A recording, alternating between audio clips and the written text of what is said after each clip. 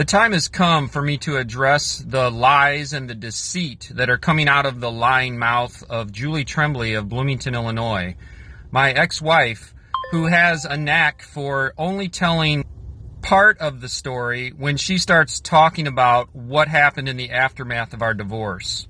As you know, if you are divorced or you've gone through a divorce with children involved, the court will set what's called a parenting schedule, and there will be a parenting agreement in your divorce decree. In the particular decree that we both signed between me and Julie Trembley of Bloomington, Illinois, we had an agreement that my parenting time for the children was initially going to be a standard possession order, or I had Tuesday, Thursday, every other weekend, and then we alternated holidays, and basically that's how the parenting schedule worked. Until Julie Trembley decided to not comply with the court's order for that parenting schedule, and she violated the decree by taking 2 of my children on what was my parenting weekend. So on a weekend where I had all 4 of my children, if 2 of my children decide that they want to be defiant and be disrespectful and misbehave, all they had to do was pick up the phone and call their mom, Julie Trembley, and complain that they didn't like Daddy's discipline or his rules in his house. The same rules that they had already been abiding by for over 3 years. So now suddenly Julie Trembley decides that she's going to disrupt all of the parenting time I have for that weekend, and then she's going to commit what's called custodial interference. That's what happens when you take the children away from the parent who's supposed to be having the parenting time during that period of time. So I had them for the weekend. She came in and she decided that she was going to take the 2 oldest ones on the Saturday evening, where I had them through Sunday of that weekend. So on Saturday, November 26, 2016, Julie Trembley committed a crime of custodial interference by unlawfully coming over to my residence and taking 2 of my 4 children, who were all 4 under my care for my non-custodial parenting time that weekend, and took them back to her residence. And the whole entire next day on Sunday, she refused to have the children return to me when there was already a scheduled birthday party that I was going to celebrate with my daughter Carly for her 15th birthday on Sunday. Here are the emails, text messages, and other communications that occurred immediately after Julie Trembley unlawfully took Carly and my other oldest child away from me that weekend. Carly's birthday, 11/27/16, was a special event that needed to be rescheduled after you kept Carly on that Sunday, my Sunday, instead of her coming to my place to celebrate her birthday. That rescheduling falls under the specific jurisdiction of the divorce settlement. That means our parenting approach to such a rescheduling of an event is governed by these words in the decree. If there is a need to reschedule an activity for the children that would affect the other parent's custodial time, both parents should confer with each other prior to rescheduling, arriving at a mutually agreeable solution without putting the children in the middle. You didn't confer with me, but rather you just took her home with you. Then you scheduled a separate party celebration on your own terms without conferring with me. That clearly affected my custodial time because it was my day to have the kids.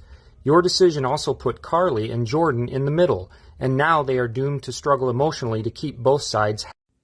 So here's the text conversation while my daughter Carly is out with my ex at a birthday party that she wasn't supposed to have scheduled because I already had one planned.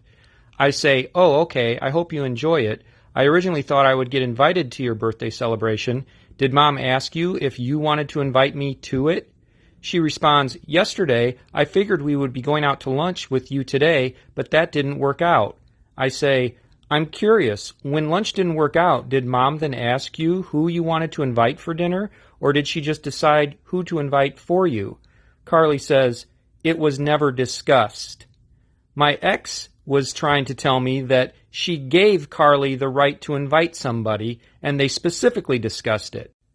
Here's the text between me and my ex, Julie Trembley, where she lies and said that Carly decided. I said, "Jenna is old enough to decide. You decided for Carly on her birthday. It was my day. You decided. I did not demand you send Carly back to me." She says, "No, I didn't decide. She just told you she decided." To where I respond, "Stop the emotional blackmail." And then she responds with, "Stop your parental alienation." She's literally the one alienating my children and taking them away from me with no just cause. And she's lying by saying that my daughter Carly decided when she didn't decide. Because as my daughter Carly said, it wasn't discussed. Back to the text message between me and my daughter. "Are you going out to celebrate?" "Yes, we're out right now." "Where at?" "Buffalo Wild Wings." "I'm curious, when lunch didn't work out, did Mom then ask you who you wanted to invite for dinner, or did she just decide who to invite for you?"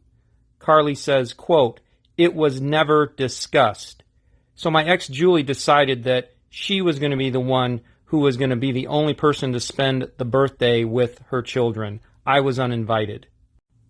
My text to Julie Trembley after I exposed her for lying. "You decided who would participate in Carly's birthday dinner celebration on my day." Right here in black and white, Carly's words. She's playing both sides. How could Carly possibly decide, as you claim, if it was never discussed? And here I politely give Julie one last chance to admit that she lied. "I'll show you Carly's text. FYI, you engaged in custodial interference on Carly's birthday. I kept silent. No more.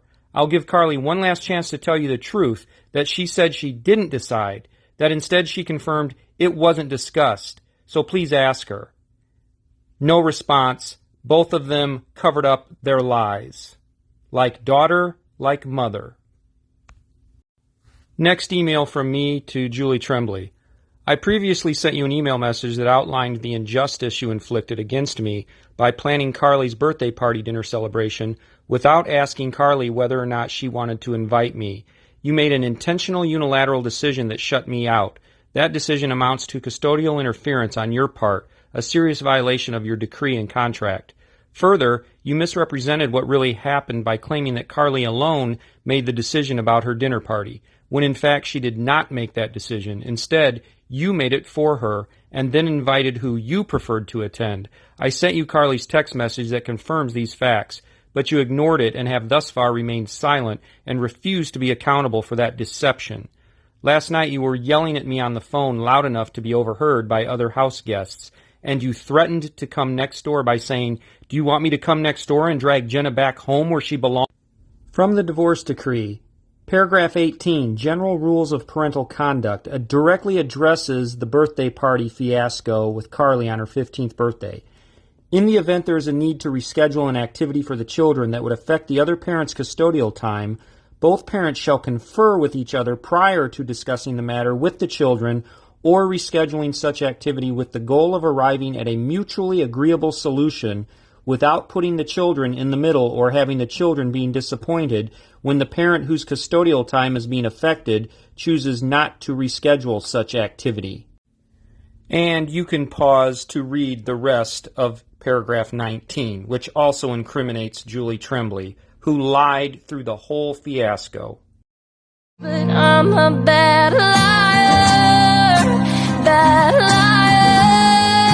now you know. I said in my divorce paperwork way back 10 years ago that I would not do that, and I have kept to my word. Here's the actual language that Julie Trembley herself wrote into her own parenting agreement in her divorce decree and swore with her signature that she would abide by. Paragraph 2. The parties agree that the maximum involvement and cooperation of both parents is required and in the children's best interests, and accordingly the parties shall confer with each other concerning all important matters pertaining to the children's health, welfare, education, and upbringing with a view toward arriving at a harmonious policy designed to promote the children's best interests and not with a view toward the personal desires of the parties. That last line, not with a view toward the personal desires of the parties.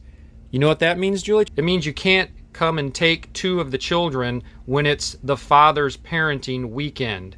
Otherwise, that's illegal custodial interference, and it's a felony in several states. But I'm a bad liar,